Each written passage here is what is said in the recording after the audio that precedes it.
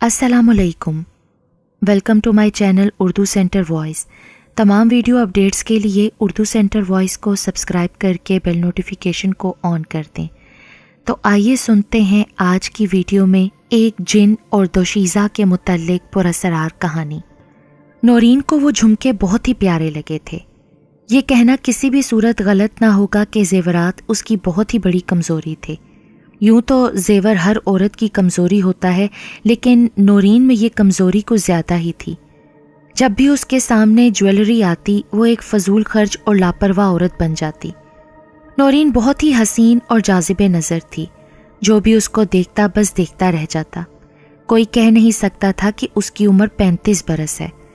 वो हमेशा से ही 25 से ज़्यादा की ना लगती थी। ख़ास तौर पर उसकी आंखें और बाल बहुत ही खूबसूरत थे। ये नौरीन ही के नसीब थे कि कुदरत ने उसके शोहर को भी बेइंतहा नवाजा था। बैरूने मुल्क नौकरी, वो भी यूके जैसे मुल्क में, किस्मत वालों को ही मिला करती है। 5000 पाउंड्स की सैलरी कुछ कम तो नहीं होती। 2 साल पहले जब उसका शोहर धक्के खा रहा था तो नौरीन के मशवरे पर उसने अपने दोस्त की मदद से यूके के लिए जॉब अप्लाई की। किस्मत और काबिलियत ने साथ दिया और वीज़ा लग गया। शादी को 5 साल हो चुके थे। औलाद ना होने की वजह से नौरीन ने अपने शोहर की रजामंदी से अपने छोटे भाई और उसकी बीवी को अपने साथ ही बुला लिया था। इकबाल और रूही के यहाँ भी कोई औलाद ना थी।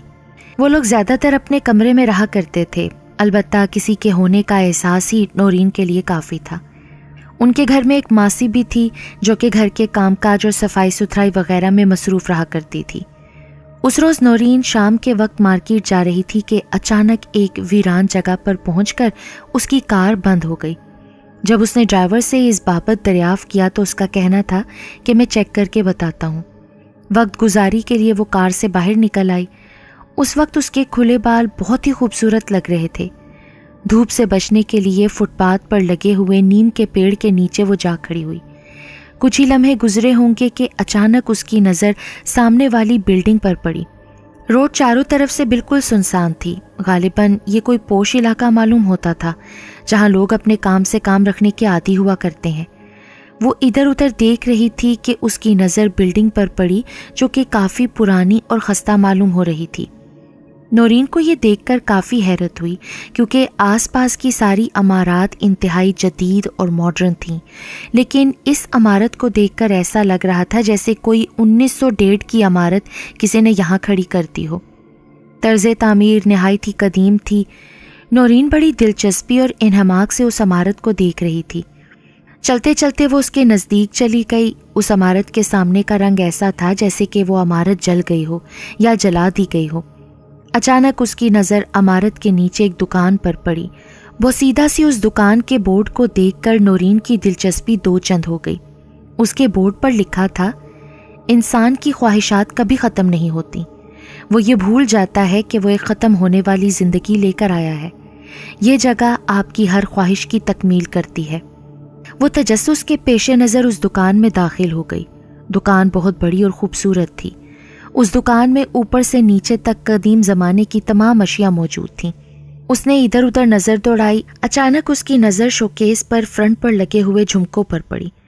झुमके इतने खूबसूरत और प्यारे थे कि उसका दिल ललचा उठा। उसने इधर उधर देखा तो दुकानदार उसको शोकेस साफ करता हुआ नज़र आया।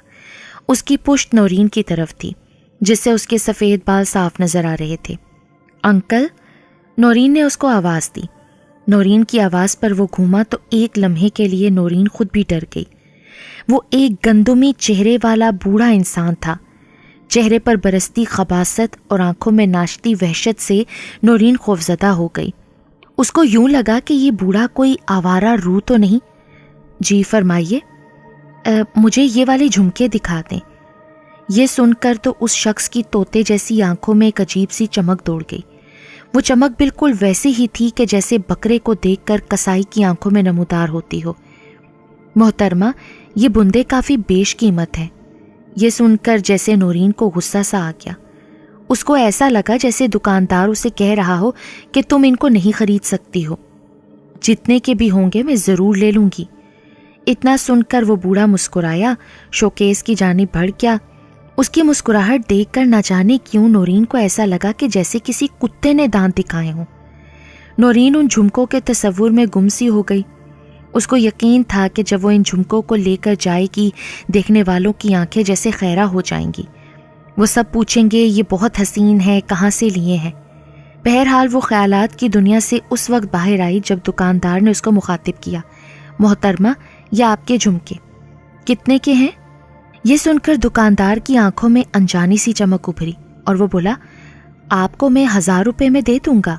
1000 روپے؟ اس نے پھر ان کو غور سے دیکھا۔ سونے کے ہیں یا نکلی ہیں؟ خالص سونے کے ہیں، آپ کسی بھی جوہری سے پرکھوا لیں۔ پر اتنے سستے کیوں؟ بات یہ ہے آپ میری پہلی کسٹمر ہیں، اس لیے دکان میں داخل ہونے والے پہلے کسٹمر کے ساتھ میں رعایت کرتا ہوں۔ پر ایسی رعایت؟ اتنے کے تو نکلی بھی نہیں آتے۔ یہ آپ کے لیے ہے، آپ انہیں پلیز لے لیں۔ نورین نے خوشی خوشی وہ جھمکے لے لیے۔ سوچنے لگی اگر سونے کے نہ بھی ہوئے تو کوئی بات نہیں، جھمکے تو بہت خوبصورت ہیں، ان کو میں نہیں چھوڑوں گی۔ جھمکے لے کر وہ دکان سے باہر نکل آئی۔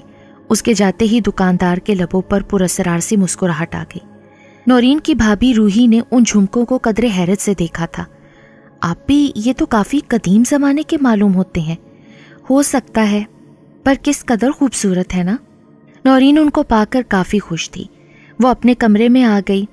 جھمکوں کی مناسبت سے اس نے ایک لباس نکالا، اس کو ان سے میچ کر کے پوری طرح مطمئن ہو گئی۔ شام کو ویسے بھی ایک فرینڈ کی تقریب میں جانا تھا، اس لیے اس کا ارادہ تھا کہ ان جھمکوں کو پہن کر جائے۔ یہ لباس اس کے لیے مناسب تھا۔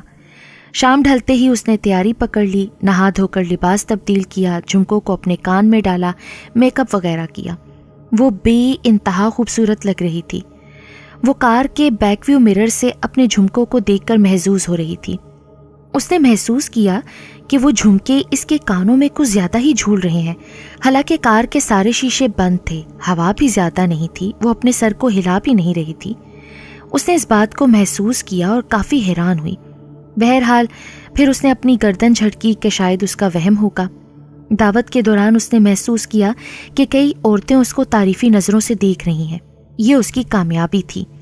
ایسی تعریف کو سننے کے لیے اس کے کان ترستے تھے۔ دعوت کے دوران بھی اس نے محسوس کیا کہ جھمکے بار بار اس کے کانوں میں از خود جھولنے لگتے ہیں۔ یہ چیز محسوس کر کے اس کو الجھن ہونے لگی، لیکن وہ بہت شاندار لگ رہی تھی، لہٰذا اس الجھن کو برداشت کرنا ضروری تھا۔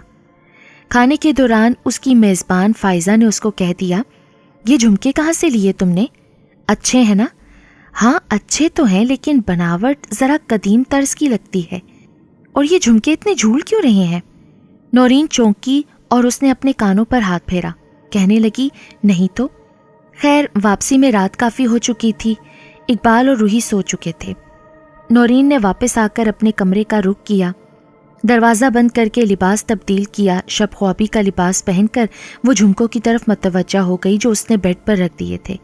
پھر اس نے ان کو اٹھایا اور ڈریسنگ کی دراز میں احتیاط سے رکھ دیا۔ وہ بستر پر سو گئی۔ نائٹ بلب کی نیلگوں روشنی میں اس کو ہمیشہ ہی پرسکون نیند کا احساس ہوتا تھا۔ وہ لیٹتے ہی چند لمحوں میں گہری نیند کی وادیوں میں سیر کرنے لگی۔ رات کے نہ جانے کس پہر اس کی آنکھ کھلی۔ آنکھ کھلنے پر نورین کا سر بے حد بھاری ہو رہا تھا۔ اس کی سمجھ میں نہ آیا کہ اس کی آنکھ کھلی تو کیوں کھلی۔ اس نے ادھر ادھر دیکھا۔ اچانک اس کو اپنے بالکل پاس کسی اور وجود کے ہونے کا احساس ہوا۔ ایسا لگتا تھا کوئی اس کے بالکل پاس ہی ہے۔ وہ گھبرا گئی۔ یہ کوئی وہم نہ تھا، اس کو اپنے بیڈ پر کسی کے ہونے کا احساس ہوا تھا۔ اچانک اس کو ایسا لگا کہ جیسے کسی نے اس کے لمبے بالوں پر ہاتھ پھیرا ہو۔ احساس نرم و نازک ضرور تھا، مگر وہ خوفزدہ کرنے کے لیے کافی تھا۔ وہ گھبرا کر اٹھ کھڑی ہوئی۔ خوف سے اس کا دل بری طرح سے دھڑک رہا تھا۔ ڈریسنگ اپنی جگہ پر کھڑی بری طرح سے ہچکولے کھا رہی تھی۔ کون ہے؟ وہ بلند آواز میں بولی۔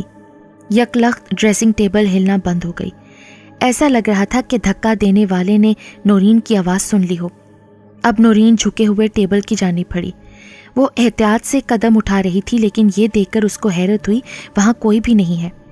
پہلے نورین کو شک ہوا کہ کوئی جان بوجھ کر ڈریسنگ کو ہلا رہا ہے تاکہ اس کو خوفزدہ کر سکے، مگر وہاں تو کوئی بھی نہ تھا۔ پھر اس رات نورین کو بہت دیر سے نیند آئی۔ اسے ایسا لگ رہا تھا جیسے اس کی زندگی میں کوئی طوفان برپا ہونے والا ہے۔ دوسرے دن چڑھے اس کی آنکھ کھلی، نہا دھو کر بال سنوارنے کے بعد چاروں طرف سے ڈریسنگ کو ٹٹولتی رہی، مگر وہ تو بالکل ساکن تھی۔ کوئی بھی نہیں کہہ سکتا تھا کہ رات کو نورین نے اس کو ہلتے ہوئے دیکھا تھا۔ وہ ناشتے کی غرض سے کمرے سے باہر نکلنے لگی تھی کہ ایک عجیب سی آواز سن کر رک گئی۔ چھن چھن چھن کی آواز تھی، ایسے جیسے عورت کوئی پائل پہن کر گھوم رہی ہو۔ وہ چونک اٹھی، اس نے چاروں طرف دیکھا لیکن کوئی نہ تھا۔ اس کے چہرے پر خوف آ گیا۔ وہ تیزی سے کمرے سے باہر نکل آئی۔ اقبال اور روحی ناشتہ کر چکے تھے۔ ملازمہ نے اس کے لیے میز پر ناشتہ لگایا، لیکن وہ رغبت سے ناشتہ نہ کر سکی کیونکہ اس کے چہرے پر خوف طاری تھا۔ خالہ یہ برتن اٹھا لینا، اتنا کہہ کر وہ کمرے میں چلی گئی۔ ملازمہ نے ناشتے کے برتن دیکھے تو اس کے چہرے پر حیرت در آئی۔ جیسے ہی نورین کمرے میں داخل ہوئی، وہی آواز پھر اس کے کانوں سے ٹکرائی، چھن چھن چھن۔ نورین کا دل تو دھڑک اٹھا۔ اس نے آگے بڑھ کر ڈریسنگ ٹیبل کی دراز کھول دی۔ اس کے سامنے وہی دونوں جھمکے ساکت پڑے تھے۔ اس کو اچھی طرح یاد تھا کہ دونوں جھمکوں کو اس نے اچھی طرح سے تھیلی میں لپیٹ کر رکھا تھا، مگر اس وقت وہ کھلے پڑے تھے۔ اس نے کچھ سوچ کر جھمکے اٹھائے، ان کو ہوا میں لہرایا۔ دوسرے ہی لمحے وہ چونک گئی۔ چھن چھن کی آواز ان جھمکوں سے آ رہی تھی۔ حیرت اور خوف سے اس کی آنکھیں پھٹی کی پھٹی رہ گئیں۔ ایسا کیسے ہو سکتا ہے؟ اس کا یہ مطلب تھا کہ وہ آواز ان جھمکوں سے آ رہی تھی۔ اس نے جلدی سے ان کو واپس دراز میں رکھ دیا اور دراز بند کر دی۔ عذرا کو دیکھ کر نورین بہت خوش ہوئی۔ گزشتہ رات ہی دونوں دعوت میں ملی تھیں۔ اب غیر متوقع طور پر اسے اپنے گھر دیکھ کر وہ کافی حیران اور خوش بھی تھی۔ خیریت تو ہے؟ یار میں کسی کام سے آئی تھی۔ بتاؤ عذرا، اگر میرے لائق کرنے کا ہوا تو میں ضرور کروں گی۔ دراصل وہ… ارے گھبراؤ مت، بات یہ ہے کہ میری کسی عزیز کی شادی ہے اور مجھے ان جھمکوں کی ضرورت ہے۔ اوہ، اس میں کون سی بڑی بات ہے عذرا؟ نورین نے پرخلوص لہجے میں کہا۔ دوسرے ہی پل نورین نے وہ جھمکے اور سوٹ نکال کر عذرا کے حوالے کر دیا۔ شکریہ یار، میں تمہیں کل واپس کر دوں گی۔ ارے کوئی بات نہیں، جلدی کی ضرورت نہیں، آرام سے دے دینا۔ عذرا چند لمحے بیٹھی رہی، پھر سلام کر کے وہاں سے چلی گئی۔ نورین طویل سانس لے کر بستر پر دراز ہو گئی۔ ان جھمکوں کا معاملہ کچھ حیرت انگیز تھا۔ ابھی وہ یہ سب کچھ سوچ ہی رہی تھی کہ اس کی آنکھیں نیم واہ ہو گئیں۔ تھوڑی دیر گزری تھی کہ عین اسی وقت ایک تیز قسم کی آواز سے وہ چونک گئی۔ آواز نہ جانے کس قسم کی تھی، وہ کچھ سمجھ نہ پائی۔ پھر وہ بری طرح سے اچھل پڑی۔ عذرا بڑی ہی تیزی سے کار ڈرائیو کر رہی تھی۔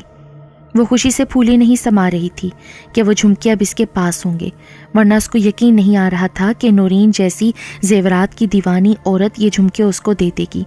بہرحال وہ بہت خوش تھی۔ اس نے اس سے جھمکے لے لیے تھے۔ اچانک عذرا ایک عجیب سی آواز سن کر چونک گئی۔ آواز ایسی تھی جیسے کوئی عورت پیروں میں پائل ڈالے گھوم رہی ہو۔ چھن چھن چھن۔ وہ بری طرح سے چونک گئی۔ اس کی سمجھ میں نہیں آ رہا تھا کہ آواز کہاں سے آ رہی تھی۔ باہر کی سڑک بھی سنسان تھی۔ اچانک اس نے اپنے وینٹی بیگ کو ہلتے ہوئے دیکھا۔ اس کا بیگ بری طرح ہل رہا تھا، جیسے کوئی ہاتھ سے پکڑ کر اس کو ہلا رہا ہو۔ یہ دیکھ کر وہ چونک گئی۔ اس نے گھبرا کر کار سائڈ پہ لگا دی۔ پھر وہ پھٹی پھٹی آنکھوں سے اپنے بیگ کو دیکھنے لگی۔ اس نے ڈرتے ڈرتے بیگ کو ہاتھ لگایا تو اس بیگ کی حرکت خود بخود رک گئی۔ ابھی وہ حیرت سے دیکھ رہی تھی کہ اچانک ڈرائیونگ سیٹ کے شیشے کو کسی نے ہاتھ سے بچایا۔ اس نے گردن گھما کر اس طرف دیکھا تو وہ چونک گئی۔ باہر ایک عورت کھڑی تھی۔ اس کے جسم پر دلہنوں والا لباس تھا۔ اس نے گھونگھٹ نکالا ہوا تھا۔ لباس کو دیکھ کر یہ کوئی نہیں کہہ سکتا تھا کہ اس کے عروسی جوڑے کا تعلق کسی جدید فیشن سے ہوگا۔ وہ نہایت قدیم تھا۔ ایسا لباس 70-80 سال پہلے یا اس سے بھی پہلے پہنا جاتا ہوگا۔ ابھی وہ اس کو دیکھ ہی رہی تھی اور سوچ رہی تھی کہ اتنی گرمی میں اس قدر بھاری سوٹ پہن کر گھومنے والی یہ عورت کون ہے کہ اچانک اس کے بیگ کی زپ خود بخود کھل گئی۔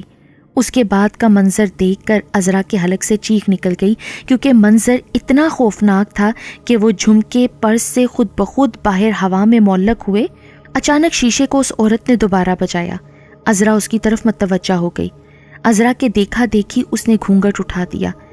گھونگھٹ کے پیچھے جو کچھ تھا اس کو دیکھ کر عذرا کی نہ رکنے والی چیخیں شروع ہو گئیں۔ عذرا کو دلہن کے لباس میں ایک انسانی ڈھانچہ نظر آیا۔ لاؤ میرے جھمکے۔ اس نے اپنا استخوانی ہاتھ عذرا کی جانب بڑھایا۔ یہ دیکھ کر اس کی آنکھوں میں بے پناہ خوف در آیا۔ وہ جھمکے پھر تیرتے ہوئے خود بخود اس استخوانی ہاتھ میں چلے گئے۔ عذرا کا سر سٹیئرنگ سے جا ٹکرایا اور وہ بے ہوش ہو گئی۔ چھن چھن چھن کی آواز بدستور نورین کے کانوں میں گونج رہی تھی۔ وہ سنگھار میز کی طرف متوجہ ہوئی کیونکہ اس کو یوں لگ رہا تھا جیسے اس کی دراز لرز رہی ہو۔ اس نے فوراً ہی دراز کو آگے کھینچا اور زور سے اچھل پڑی۔ جھمکے دراز میں موجود تھے۔ یہ بات یقینی تھی کہ وہ آوازیں انہی جھمکوں سے نکل کر کمروں میں گونج رہی تھیں۔ وہ پھٹی پھٹی آنکھوں سے ان جھمکوں کو گھور رہی تھی۔ اسے وہ وقت یاد آ گیا تھا جب اس نے عذرا کو اپنے ہاتھوں سے جھمکے دیے تھے۔ وہ انہیں اپنے بیگ میں ڈال کر روانہ ہو گئی تھی۔ یہ کیسے ممکن ہو سکتا ہے؟ اف خدایا، یہ کیا چکر ہے؟ ابھی وہ انہی سوچوں میں تھی کہ اچانک فون کی آواز سن کر وہ اچھل پڑی۔ اس نے آگے بڑھ کر فون ریسیو کیا۔ دوسری طرف کی اطلاع سن کر فون اس کے ہاتھ سے گر گیا۔ اب وہ فون کو اس طرح گھور رہی تھی کہ جیسے اس میں سے عفریت نکل کر اسے چبا جائے گی۔ بات ہی کچھ ایسی تھی۔ اس کی فرینڈ عذرا کا ایکسیڈنٹ ہو گیا تھا اور اب وہ کومے میں جا چکی تھی۔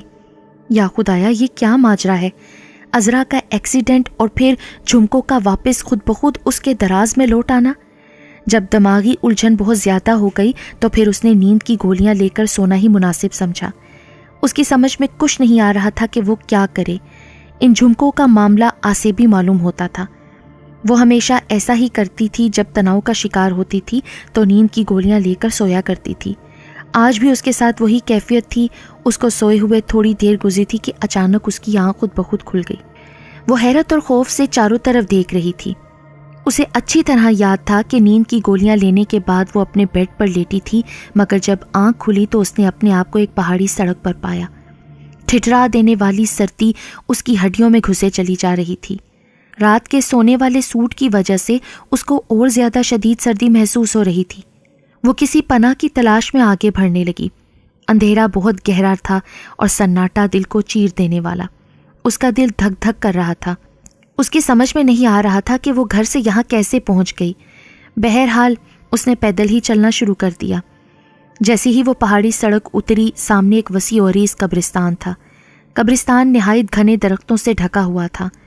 قریب تھا کہ شدید خوف سے وہ چلانے لگتی، مگر ایک آواز سن کر وہ چونک گئی۔ وہی چھن چھن کی آواز قبرستان کے اندر سے آتی محسوس ہو رہی تھی۔ اس نے خوفزدہ نگاہوں سے ادھر ادھر دیکھا۔ اچانک اسے ایسا لگا اس کو کسی نے زوردار دھکا دیا ہو، اور دھکا اتنا شدید تھا کہ وہ قبرستان کے ٹوٹے سے دروازے سے اندر جا گری۔ گرتے ہی نورین کو شدید قسم کے درد کا احساس ہوا۔ یہ درد گھٹنوں کی جانب سے آتا محسوس ہوا۔ شاید اس کے گھٹنے بری طرح سے چھل گئے تھے۔ اس نے آنکھیں پھاڑ پھاڑ کر قبرستان میں چاروں طرف دیکھا، مگر اندھیرے اور محیب اندھیرے کے سوا کچھ نہ دکھائی دیا۔ اچانک اس کو دور سے ایک دیا سا تیرتا ہوا اپنی جانب آتا دکھائی دیا۔ یوں محسوس ہوتا تھا کہ جیسے موم بتی کی لو بالکل سیدھی اس کی جانب چلی آ رہی ہو۔ جیسے لو اس کے قریب آئی، اس کی چیخ نکل گئی، کیونکہ وہ ایک موم بتی تھی جو کہ ایک عورت کے ہاتھ میں تھی۔ اس عورت نے دلہنوں والا لباس زیب تن کر رکھا تھا۔ اس عورت نے گھونگھٹ نکال رکھا تھا۔ وہ موم بتی لے کر سیدھی نورین کے سامنے آ کر رک گئی۔ اب وہ عورت نورین کے سامنے کھڑی تھی۔ اچانک اس نے گھونگھٹ نورین کے سامنے سے اٹھا دیا۔ موم بتی کی روشنی میں نورین نے ایک انسانی ہڈیوں کا ڈھانچہ دیکھا جو کہ دلہن کے لباس میں لپٹا ہوا تھا۔ نورین کی چیخ نکل گئی اور پھر اس کی آنکھ کھل گئی۔ تو گویا یہ خواب تھا، مگر ایک ایسا خواب جس پر سچ کا گمان ہونے لگا تھا۔ اس کا پورا جسم پسینے میں ڈوبا ہوا تھا۔ حلق پیاس کی شدت سے خشک ہو رہا تھا۔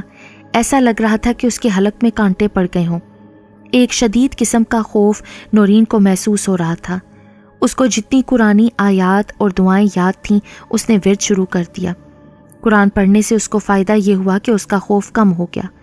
اس نے پانی پر دم کیا، پانی پیا، پھر دوبارہ سے وہ لیٹ گئی۔ اب اس کا یہ دل ماننے لگا تھا کہ یہ جھمکے آسیبی نوعیت کے حامل ہیں۔ پھر اس کو نہ جانے کب نیند آئی، یہ بتانا دشوار تھا۔ اس کو نیند سے بیدار کرنے والے اقبال اور روحی تھے۔ اس کا اٹھنے کو دل نہیں کر رہا تھا۔ آپ بھی خیر تو ہے نا؟ طبیعت کچھ خراب لگ رہی ہے آپ کی۔ ہاں نہیں، پر کیوں؟ دراصل بات یہ ہے آپ کچھ دن سے ہمارے ساتھ ناشتہ نہیں کر رہی، اس لیے ہم سمجھے کہ آپ شاید ناراض ہیں۔ میں تو بہت خوش قسمت ہوں کہ تمہارے جیسا بھائی ملا۔ میں بھلا تم سے کیوں ناراض ہوں گی؟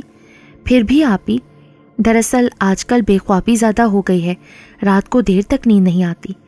आप ही अगर कोई प्रॉब्लम है तो आप डिस्कस कर सकती हैं। हाँ ज़रूर, चलो तुम लोग नाश्ते की मेज़ पर पहुँचो, मैं फ़्रेश होकर आती हूँ। वो दोनों मुस्कुराते हुए कमरे से बाहर चले गए। जैसे ही नौरीन गुसलखाने की तरफ बढ़ी, उसको ऐसा लगा कि जैसे कोई उसके साथ साथ चल रहा हो। कदमों की चाप उसने वाज़े तौर पर महसूस की। नहाते वक्त भी उसने ऐसा ही महसूस किया था जैसे दो आंखें उसको नहाते हुए देख रही हैं। उसने फ़ौरन ही अपने हाथों से जिस्म को ढांप लिया, जैसे वो शर्म महसूस कर रही हो। जैसे तैसे वो नहा धोकर बाहर निकली। फिर उसको ऐसा लगा कि उसके कोई साथ अब चल रहा है। नौरीन को पूरी तरह से यकीन हो गया था कि झुमके ही इन वाक़यात के ज़िम्मेदार हैं। नौरीन ने सोच लिया था कि इन झुमकों को वापस दे देगी, लेकिन इससे पहले अज़रा का होश में आना ज़रूरी था। चुनाचे वो अज़रा के लिए अस्पताल जाने के लिए तैयार थी। अस्पताल जाने के लिए जैसे ही उसने कार निकाली, उसको एहसास हुआ कि जैसे कोई उसके साथ कार में बैठ गया हो। चुनाचे वो अस्पताल जाने के बजाय फ़ौरन ही उन झुमकों को वापस करने चल पड़ी। जैसे ही वो उस दुकान में दाखिल हुई तो वो तोते की नाक वाला बूढ़ा उसको कहीं दिखाई नहीं दिया। अलबत्ता उसकी जगह एक लड़का दिखाई दिया। हैरत अंगेज़ बात यह थी कि दुकान का लुक पूरा ही बदला हुआ था।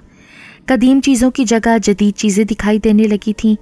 दुकान की हर चीज़ बिल्कुल नई थी, हत्ता कि उसके फर्नीचर और कुर्सियों से प्लास्टिक भी नहीं उतारा गया था।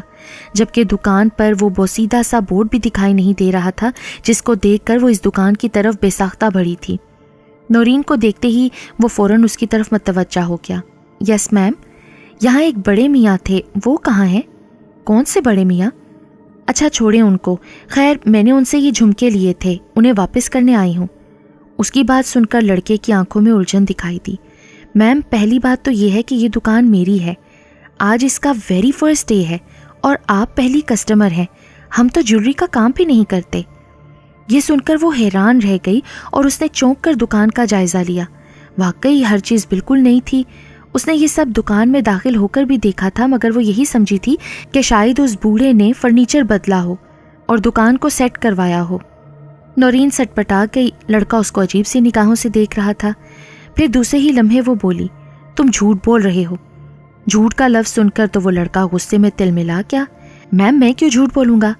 ये मेरी ही दुकान है, कुछ दिनों पहले मैंने बनवाई है और आज ही इसकी शुरुआत हुई है। अब लड़का नौरीन को ऐसे देख रहा था जैसे ये नौरीन पागल हो गई हो। अच्छा खैर छोड़ें, मुझे वो दिखाएं ज़रा झुमके। नौरीन ने उस लड़के के हाथ में झुमके रख दिए। ये तो बहुत पुराने हैं, सोना भी इंतहाई पुराना और बोसीदा लग रहा है, लगता है किसी कदीम ज़माने का है। नौरीन ने उसे कोई जवाब ना दिया, झुमके वहीं पर छोड़कर दुकान से बाहर निकल आई। जैसे ही उसने कार चलाना शुरू की, उसे फिर महसूस हुआ कि उसके साथ कोई कार में बैठा हुआ है। अचानक उसने किसी के सांसों की धीमी धीमी आवाज़ सुनी, जो कि बिल्कुल उसके कानों के पास से आती महसूस हो रही थी। उसे यूं लगा जैसे किसी ने उसके बालों को छुआ हो, निहायत नर्म अंदाज में।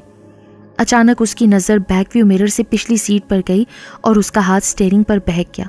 वो कोई मर्द था जो कि स्याह और काला था और अपनी लाल अंगारा आंखों से उसको घूर रहा था। उसने फ़ौरन ही कार साइड पर लगाई और मुड़कर दोबारा देखा, लेकिन अब वहाँ कोई ना था। फिर उसने धीमे से कह की आवाज़ सुनी। अचानक उसको ऐसा लगा जैसे किसी ने उसका हाथ पकड़ लिया हो। खौफ से उसके हलक से चीख निकली और वो बेहोश होकर सीट पर ही झूल गई। वो लड़का सच में दुकान का मालिक था। उसका नाम फजलदीन था। वो बहुत मेहनती और समझदार लड़का था। उसने छोटी सी गिफ्ट शॉप की दुकान खोली थी। नौरीन के जाने के बाद उसका मूड कुछ ख़राब हो गया था। पहला कस्टमर और उसने कुछ ख़रीदने के बजाय उसका वक्त ही बर्बाद किया था और साथ ही साथ बोसीदा झुमके भी यहाँ पर छोड़ गई। वो अपने काम में लग गया। अचानक एक अजीब सी आवाज़ सुनकर वो चौंक गया। उसका काउंटर बुरी तरह से हिल रहा था। वो हैरत से सब देख रहा था कि अचानक उस काउंटर की दराज खुद ब खुद खुली। वो झुमके उसकी दराज में मौजूद थे, जिनको उसने बेकार और घटिया समझकर दराज में रख दिया था। फिर अचानक ही एक औरत पायल पहने दुकान के अंदर दाखिल हुई। साथ ही काउंटर भी हिलना बंद हो गया। Yes ma'am. उस औरत ने दुल्हनों वाला लिबास पहना था और लिबास भी काफ़ी कदीम मालूम हो रहा था। उस औरत ने घूंघट निकाला हुआ था। जब उस औरत ने कोई जवाब ना दिया तो लड़के ने दोबारा पूछा, मोहतरमा आपको क्या दिखाऊं? तुम्हारे पास मेरे झुमके हैं जिनको तुम बेकार बोल रहे थे। उस औरत की बात सुनकर फजलदीन का सारा ध्यान झुमकों की तरफ चला गया जो दराज में मौजूद थे। मैं समझा नहीं, अभी समझ जाओगे। दूसरे ही लम्हे उसने अपना घूंघट उठाया। दुल्हन के रूप में ढांचा देखकर ना रुकने वाला चीखों का सिलसिला शुरू हो गया। दुल्हन ने अपना इस्तख्वानी हाथ उठाया, फजलदीन को गर्दन से ऊपर उठा लिया। फजलदीन फांसी पर झूलते हुए कैदी की तरह हाथ पैर चला रहा था। चाहूं तो तुमको मार दूं, मगर तुम्हारी बूढ़ी माँ का ख्याल है, इसलिए जिंदा छोड़ रही हूं। आगे से किसी चीज़ को बेकार मत बोलना। उसने फजलदीन को धक्का दिया। फजलदीन उड़ता हुआ सामने वाले काउंटर से जा टकराया और फिर वो बेहोश हो गया। नौरीन की आंख खुली तो उसने अपने आप को बेडरूम पर पाया। इकबाल और रूही उस पर झुके हुए थे। आपी, आप बेहोश कैसे हो गई थी कार में? इकबाल की आवाज़ उसको बहुत दूर से आती हुई महसूस हो रही थी। इकबाल ना जाने क्या कह रहा था। अचानक उसकी नज़र छत पर पड़ी, फिर उसकी आंखें फैल गईं। छत पर एक जहाज़ी साइज छिपकली चिपकी हुई थी। वो अपनी लाल आंखों से नौरीन को देख रही थी। उसकी सुर्ख आंखों में नौरीन को अपने लिए मौत नाचती हुई नजर आई। छिपकली अपनी लाल लाल जुबान बार बार बाहर की तरफ लपलपा रही थी। नौरीन की हलक से चीख निकली। वो फिर बेहोश हो गई। ये सूरत हाल रूही और इकबाल के लिए परेशान कुन थी। मेरा ख्याल है तुम्हारी बहन पर कोई असरात हो गए हैं, रूही ने तशवीश से कहा। पता नहीं असरात हैं या कुछ और। मैं डॉक्टर शाह को लेकर आता हूँ, तुम आपी का ख्याल रखना। ये कहकर वो बाहर निकल गया। एक बार वापस आया तो उसके साथ डॉक्टर भी मौजूद था। डॉक्टर का यही ख्याल था कि इनको कोई सदमा या खौफ है जिससे वो बेहोश हो जा रही हैं। डॉक्टर ने दवा तजवीज़ की, अपनी फ़ीस लेकर चलता बना। उनकी दवा और इंजेक्शन से उसको पूरी तरह से होश आ गया। उसने चारों तरफ देखा, फिर कराहते हुए पूछा, मैं कहाँ हूँ? आपी, आप 2 दफ़ा बेहोश हो चुकी हैं। यह सुनकर वो चौंक गई। काफ़ी देर सोचने के बाद उसने फैसला किया कि वक्त आ गया है भाई को और भाभी को सूरत हाल बताई जाए। सारी सूरत हाल जानकर वो दोनों हैरत ज़दा हो गए। उफ़, इतनी खौफनाक सूरत हाल है आपी, आप हमें अब बता रही हैं? मैंने कहा था ना कि तुम्हारी बहन पर कोई असरात हैं। किसी दरवेश, किसी बुजुर्ग या किसी आमिल को बुलवाओ, प्लीज़ मेरी इन झुमकों से जान छुड़ाओ। मैं कहीं पर भी छोड़ कर आऊँ, किसी को भी दे दूँ, ये वापस आ जाते हैं। रूही कहने लगी कि मैं एक शाह साहब को जानती हूँ, मेरी दोस्त के वालिद हैं, उन्हें बुला लेते हैं। रूही फ़ोन की जानिब बढ़ी। नौरीन को अब भी किसी वजूद की मौजूदगी का एहसास हो रहा था। शाह बाबा से राब्ता किया गया, 2 दिन हो चुके थे मगर वो अभी तक नहीं आए थे। बिलाखिर जुमेरात के रोज़ शाह बाबा उनके बंगले पर तशरीफ़ लाए। शाह बाबा उन तमाम आमिलीन से बरक्स थे जिनके मुतल्लिक नौरीन ने सोच रखा था। ना ही उनके गले में मालाएं थीं, ना ही दाढ़ी थी, ना उन्होंने कोई जोकरों वाला लिबास पहन रखा था। वो तो ब्लैक सूट में थे। हाथों में उन्होंने एक ब्रीफकेस पकड़ रखा था। काफ़ी सुलझे हुए मालूम होते थे। फिर वो नौरीन के उस कमरे में आए जहाँ वो झुमके थे। वो काफ़ी देर तक उसको उलट पलट कर देखते रहे और तवील सांस लेकर बोले, मामला बहुत संगीन और ख़तरनाक है। क्या मतलब? बात सिर्फ इतनी है, मेरे इल्म के मुताबिक इन झुमकों पर किसी जिन का साया है। वो इन झुमकों की मदद से उस इंसान को जिसने उनको पहली बार छुआ था, उस इंसान को अपने हिसार में ले लिया है, और वो है नौरीन। तो आप इस मामले में हमारी कुछ मदद कर सकते हैं? नहीं भाई, मामला मेरी पहुंच से बहुत बड़ा है। मैं तो बस यही मशवरा दे सकता हूँ कि आप किसी आमिल से राब्ता करें, वही आपका मसला हल करेगा। ये कहकर वो वहाँ से चलते बने। उनके जाते ही सब एक दूसरे की शक्लें देखने लगे। वो तो क्या सोच रहे थे और ये क्या माजरा हो गया। अचानक इकबाल को एक ख्याल आया। उसने अखबार में प्रोफेसर नादिर शाह का नाम सुना था। उसने सोचा कि उन्हीं को आजमाना चाहिए। प्रोफेसर नादिर शाह बहुत बड़ा नाम थे। वो माहिर जिन्नात, अपने आप को कहलवाना पसंद करते थे। उनका दावा था कि लोगों के मरहूमीन से बातें करवा देते हैं। वो आमिल थे या नहीं, लेकिन नज़रबंदी के माहिर ज़रूर थे। इसी वजह से लोगों को ऐसा महसूस होता था कि रूहों से मुलाकात कर रहे हैं। इकबाल ने बड़ी मुश्किलों से उनका पता हासिल किया। वहाँ पहुँचा। जब उसने नादिर शाह को देखा तो न जाने क्यों उसके चेहरे पर खबासत ही नज़र आई। नादिर शाह को सारी मालूमात से आगाह किया गया। उसने कहा कि मेरी फ़ीस 1 लाख होगी। इकबाल की तो आंखें फटी की फटी रह गईं। ये बहुत ख़तरे का काम है, आमिल की जान जाने का भी ख़तरा होता है। खैर, मरता क्या ना करता के मसादिक इकबाल ने मान लिया। फिर उसी शाम को नादिर शाह ने उनके बंगले में कदम रखा। जब उसने नौरीन को देखा तो उसकी नीयत मचल गई। उसने अपनी ज़िंदगी में इतनी खूबसूरत औरत देखी नहीं थी। नौरीन को नादिर शाह की आंखों में अपने लिए हविस मचलती हुई नजर आई। نادر شاہ نے دل میں سوچا تھا کہ اس عورت پر کوئی جن ون نہیں ہے، بس وہم ہے۔ اسی طرح وہ ہزاروں معصوم عورتوں کی زندگی خراب کر چکا تھا جن پر جن ہونے کا شبہ ہوتا تھا۔ نادر شاہ کا ایمان تھا کہ جن ون کچھ نہیں ہوتا، بس انسان کا وہم ہوتا ہے۔ اس نے آتے ہی سب کو کمرے سے باہر نکال دیا۔ نورین بھی جانے لگی تھی، اس نے کڑکتی آواز میں نورین کو روک دیا۔ میرے پاس ایک وظیفہ ہے جس سے آپ کے اندر موجود جن ایسے بھاگ جائے گا کہ وہ پھر کبھی واپس نہیں آئے گا۔ اس نے نورین کو اپنے سامنے بیڈ پر بٹھا دیا۔ کیا میں آپ کو جھمکے نکال کر دوں؟ نہیں، ان جھمکوں کی ضرورت نہیں۔ اتنا کہہ کر نادر شاہ نے جیب سے ایک پاؤڈر سا نکالا، پورے کمرے میں چھڑک دیا۔ پاؤڈر کے چھڑکتے ہی پورا کمرہ دھوئیں سے بھر گیا۔ جیسے ہی وہ دھواں نورین کی ناک میں گیا، اس نے کھانسنا شروع کر دیا اور پھر وہ چند لمحوں کے بعد ہی بے ہوش ہو کر بیڈ پر گر پڑی۔ اس کی باتیں کھل گئیں۔ نورین کو اس نے چت لٹا دیا اور اپنی ہوسناک نظروں سے نورین کا جائزہ لینے لگا۔ اس نے اپنی قمیض اتاری اور نورین پر جھک گیا۔ اپنا بایاں ہاتھ نورین کی کمر کے گرد حائل کیا ہی تھا کہ اس کو زوردار جھٹکا لگا۔ دوسرے ہی لمحے وہ فضا میں معلق ہو گیا۔ پھر وہ بڑی سپیڈ سے چھت سے ٹکرایا اور فرش پر گر پڑا۔ خوف سے اس کی آنکھیں پھیل گئیں۔ وہ تو یہی سمجھ رہا تھا کہ مفت میں گڑ کھا لے گا، کوئی جن ون نہیں ہے، مگر یہاں تو اچار کا مزہ چکھنا پڑ گیا۔ پھر چھن چھن کی تیز آوازیں اس کے کانوں سے ٹکرائیں۔ ان آوازوں میں غصہ نمایاں تھا۔ وہ بڑی تیزی سے اٹھا اور دروازہ کھول کر باہر کی سمت بھاگا۔ اقبال اس کو آوازیں دیتا ہی رہ گیا۔ جیسے ہی وہ تیزی سے سڑک پر پہنچا، ایک تیز رفتار ٹرک نے اس کو کچل دیا۔ لوگوں کی ایک بھیڑ جمع ہونا شروع ہو گئی۔ نادر شاہ نے دم توڑتے وقت یہی کہا، یہ دلہن نہیں، آسیبی ڈھانچہ ہے، اور پھر وہ دم توڑ گیا۔ اقبال نے اپنی بہن کو بے ہوش دیکھا، اس کا دوپٹہ فرش پر پڑے دیکھا تو وہ سمجھ گیا کہ نادر شاہ نے کیا کرنے کی کوشش کی ہوگی اور پھر اس کو برا انجام بھگتنا پڑا۔ اس دن کے بعد سے وہ جن اب نورین کو واضح طور پر دکھائی دینے لگا تھا۔ 3 دن کے بعد نورین اپنے بستر پر لیٹی ہوئی تھی کہ جب اٹھی تو کسی چٹیل میدان میں خود کو پایا۔ سورج چمک رہا تھا اور ہر طرف سناٹے کا راج تھا۔ اس نے پیدل چلنا شروع کر دیا۔ کافی دیر چلنے کے بعد اس کے پیر شل ہونے لگے، پسینہ اس کے ماتھے سے پھوٹ پڑا، اس کا حلق خشک ہونے لگا۔ اچانک اس کو دور ایک نخلستان دکھائی دیا۔ وہ تیز تیز قدموں سے چلتی ہوئی اس نخلستان کی سمت جانے لگی۔ جیسے جیسے وہ آگے بڑھتی، نخلستان اس سے دور ہوتا جاتا۔ بالآخر وہ ہانپنے لگی اور پھر تھک کر بیٹھ گئی۔ پسینہ اس کے ماتھے سے کسی پانی کی طرح بہہ رہا تھا۔ اچانک اس نے ایک خوفناک صورت دیکھی۔ وہ ایک کالا سیاہ مرد تھا، بالکل کسی حبشی کی طرح۔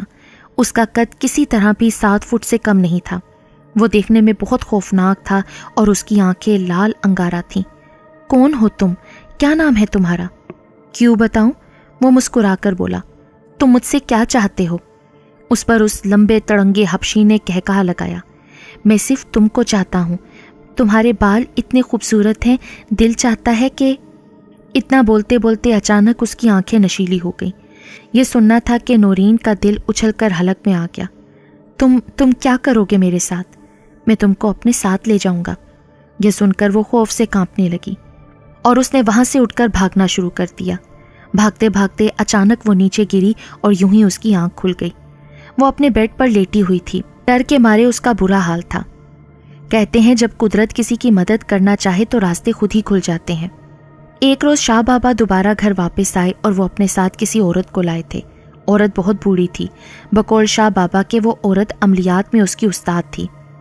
عورت کی کمر جھکی ہوئی تھی، اسے ٹھیک طرح سے چلا بھی نہیں جا رہا تھا۔ وہ بہت بزرگ تھی۔ وہ سیدھی نورین کے کمرے میں داخل ہوئی اور فرش پر چت ہی بیٹھ گئی۔ نورین، اقبال اور روحی اس کو حیرت سے دیکھ رہے تھے۔ اب وہ بوڑھی عورت کمرے میں چاروں طرف دیکھ رہی تھی۔ اقبال نے زندگی میں اتنی بوڑھی عورت نہیں دیکھی تھی۔ اس کی بھویں جسم کا ایک ایک بال سفید ہو چکا تھا۔ فرش پر چت بیٹھ کر وہ کافی دیر تک ہانپتی رہی۔ اچانک اس نے اقبال کو دیکھا اور پھر دھیرے سے بولی، بیٹا پانی۔ اقبال دوڑ کر پانی لے آیا۔ اس نے پانی کا آدھا گلاس پیا۔ پھر اس نے اچانک نورین کی طرف دیکھا اور اپنے پوپلے سے منہ سے بولی، ان جھمکوں کو لے آؤ۔ نورین نے جھمکے نکال کر اس کے حوالے کر دیے۔ بوڑھی عورت بڑی دیر تک ان کو دیکھتی رہی۔ اچانک اس نے ان کو پانی کے گلاس میں ڈال دیا اور گلاس پر اپنا ہاتھ رکھ دیا اور منہ ہی منہ میں کچھ پڑھنے لگی۔ اچانک گلاس کے پانی کا رنگ سرخ ہونے لگا۔ گلاس میں موجود جھمکے حرکت کرنے لگے۔ گلاس آہستہ آہستہ لرز رہا تھا۔ اچانک وہ گلاس زوردار آواز سے پھٹ گیا۔ اب وہاں ایک نسواری رنگ کا دھواں تھا۔ دھوئیں نے انسانی روپ دھار لیا۔ نورین یہ دیکھ کر چونک گئی کہ یہ وہی شخص تھا جس کو وہ خواب میں دیکھتی تھی۔ کیوں تنگ کرتے ہو انسانوں کو؟ بوڑھی عورت نے اس کی طرف دیکھ کر کہا۔ دیکھ اماں، سامنے سے ہٹ جا، زیادہ دن نہیں ہے تیرے پاس۔ تیرا نام کیا ہے؟ بوڑھی عورت نے پوپلے سے منہ سے مسکراتے ہوئے پوچھا، اور اس کی مسکراہٹ نورین کو عجیب ہی لگی۔ اے اماں، تو مجھے جانتی نہیں؟ میں جنوں کے اس قبیلے سے ہوں جو عفاریت کہلاتے ہیں۔ جانتی ہوں؟ یہ سن کر اس حبشی جن کی آنکھوں سے حیرت جھانکنے لگی۔ میں یہ بھی جانتی ہوں کہ تو عورتوں کا رسیا ہے۔ اس کی کوئی نہ کوئی چیز تجھے پسند آ گئی ہوگی نا، جبھی تو اس پر عاشق ہوا ہے۔ اپنا مقصد پورا کر کے تو اس کو پھر مار دے گا۔ پسند کے بارے میں سنتے ہی نورین کا دھیان اپنے بالوں کی طرف گیا۔ اس بھیانک حبشی جن پر تو حیرتوں کا دوسرا دور تھا۔ تیرا نام کیا ہے؟ جلدی بتا۔ بوڑھی چلاک عورت، مجھے پتا ہے کہ عفریت کا نام پوچھے بغیر اس پر قابو نہیں پایا جا سکتا۔ اتنا کہہ کر وہ ہنسنے لگا۔ نورین کو تو میں لے کر ہی جاؤں گا، چاہے اس کے لیے مجھے تجھ کو ہی کیوں نہ مٹانا پڑے۔ یہ سننا تھا کہ نورین کانپ گئی، لیکن اس بوڑھی عورت پر کوئی اثر نہیں ہوا۔ مٹا کر دیکھ لے مجھے، اگر کامیاب ہو جائے تو یہ عورت تیری۔ یہ سن کر سبھی حیرت زدہ ہو گئے، لیکن انہیں نہیں معلوم تھا کہ یہ بوڑھی عورت بہت پائے کی علم والی تھی۔ اس جن نے یہ سن کر ایک زوردار پھونک ماری۔ اس کے بعد کا منظر دیکھ کر سب کی چیخیں نکل گئیں۔ آگ کا شعلہ تھا جو اس کے منہ سے نکل کر بوڑھی عورت کی طرف لپکا تھا، لیکن جیسے ہی بوڑھی عورت کی طرف پہنچا، بوڑھی عورت مسکرائی اور دوسرے ہی پل اس کی زبان سے درود شریف جاری ہو گیا۔ آگ کے وہ شعلے پانی بن کر بوڑھی کے قدموں میں ٹپکنے لگے۔ میں جانتی ہوں تیرا تعلق کفار جنات سے ہے، اپنا دوسرا ترکش بھی آزما لے۔ اتنا سننا تھا کہ اس کی آنکھوں میں طاغوتی قوتوں کا رقص تیز ہو گیا۔ دوسرے ہی پل چھت سے چھپکلیوں کی برسات ہونے لگی۔ وہ صرف اس بوڑھی عورت پر ہی گر رہی تھیں۔ ان چھپکلیوں کو گرتے دیکھ کر روحی اور نورین چلاتی ہوئی باہر بھاگیں۔ حیرت انگیز بات یہ تھی کہ کوئی بھی چھپکلی اس بوڑھی عورت پر نہیں گر رہی تھی، بلکہ گرتے ہی وہ پگھل جاتی تھی۔ ناکام ہوتے دیکھ کر وہ حبشی جن بہت جھلایا۔ اچانک اس نے منہ ہی منہ میں کچھ پڑھنا شروع کر دیا۔ اب کہ میری باری ہے، بوڑھی عورت نے کہا۔ دوسرے ہی لمحے اس نے جیب سے ایک چھوٹی سی سیاہ رنگ کی ڈوری نکالی، اس پر تیزی سے کچھ پڑھتے ہوئے اس نے اس جن کی جانب اچھال دیا۔ ڈوری جیسے ہی اس بھیانک جن پر گری، اسی لمحے وہ جن کسی رسی کی اندیکھی بندشوں میں جکڑتا چلا گیا۔ اب جن اپنا منتر بھول گیا، اس کے چہرے سے تکلیف ظاہر ہونے لگی تھی۔ مجھے چھوڑ دو، مجھے چھوڑ دو، بس وہ یہی چلا رہا تھا۔ ضرور، پر یہ بتا تیرا نام کیا ہے؟ کالام، کالام ہے میرا نام۔ مجھے چھوڑ دو، میں کبھی واپس نہیں آؤں گا۔ پہلے یہ بتا کہ تو نے اس لڑکی پر اپنا آسیبی قبضہ کیسے کیا تھا؟ کالام شدید اذیت میں تھا۔ یہ نیم کے پیڑ کے نیچے کھڑی تھی، میں نے اس کو دیکھا، میرا بسیرا اسی پیڑ پر تھا، وہیں سے مجھے اس سے پیار ہو گیا۔ اسی وقت میں نے اپنی قوتوں سے فرضی دکان بنائی۔ میں جانتا تھا کہ کسی مسلمان پر صرف اسی چیز کے ذریعے قابو پایا جا سکتا ہے جس سے وہ محبت کرتا ہے۔ ہزار گناہوں کے باوجود مسلمان پاک ہوتے ہیں کیونکہ ان کے دل میں کلمے کی روشنی ہوتی ہے۔ میں سمجھ گیا تھا زیور اس کی کمزوری ہیں، اور بس پھر میرا کام آسان ہو گیا۔ عذرا سے تیری کیا دشمنی تھی؟ اس دکاندار لڑکے کو تو نے کیوں زخمی کیا اور جعلی عامل کو تو نے کیوں مارا؟ میں نہیں چاہتا تھا کہ نورین کو مجھ سے پہلے کوئی ہاتھ لگائے، اس لیے جعلی عامل کو مارا۔ عذرا صرف اس لیے شکار ہوئی کہ وہ جھمکے اگر نورین سے دور ہو جاتے تو میرا زور ٹوٹ جاتا، اور لڑکے نے ان جھمکوں کی برائی کی تھی اور ان جھمکوں کو اپنے دراز میں رکھ لیا تھا۔ اب مجھے چھوڑ دو۔ تجھے چھوڑا نہیں جا سکتا اے کالام، تباہی تیرا مقدر ہے، بوڑھی عورت نے حتمی لہجے میں کہا۔ خبیث جن کالام قسمیں کھاتا رہا مگر بوڑھی نہ مانی۔ چند ہی لمحات میں کالام کے جسم کو آگ لگ گئی اور اس کی درد بھری چیخیں سب سن رہے تھے مگر کوئی اسے بچانے والا نہیں تھا۔ پھر بوڑھی اماں کے کہنے کے مطابق کالام کے جل جانے کے بعد اس کی راکھ کو اور ان جھمکوں کو اکٹھا ایک پوٹلی میں بند کر کے سمندر برد کر دیا گیا تھا، اور یوں نورین نے اس خبیث جن سے ہمیشہ کے لیے چھٹکارا پایا۔